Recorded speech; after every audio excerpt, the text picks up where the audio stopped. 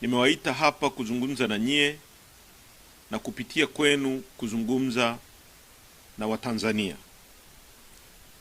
Ndugu wananchi wenzetu wa Tanzania, huu ni msimamo wa chama chenu, Chama cha Demokrasia na Maendeleo Chadema, kuhusu kilichoitwa uchaguzi wa tarehe 29 Oktoba mwaka 2025.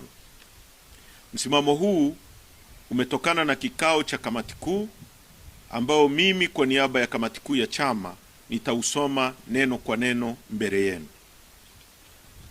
Msimamo wa Chadema kuhusu uchaguzi batili wa tarehe 29 Oktoba mwaka 2025 na kilichojiri baada ya hapo.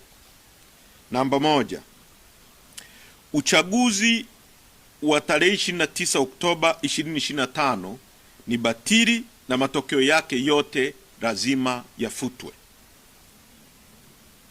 Uchaguzi mzima wa urais, ubunge na udiwani ni batili na hauna uhalali wowote kwa sababu ulifanyika chini ya ukiukwaji mkubwa wa sheria, haki na misingi ya demokrasia.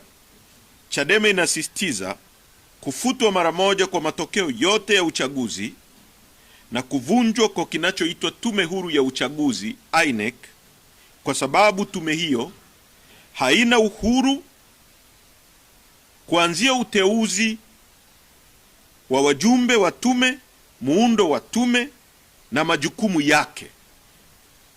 Chombo hicho hakina tena uhalali wowote na hakiaminiki na Watanzania kusimamia uchaguzi huru na wa haki.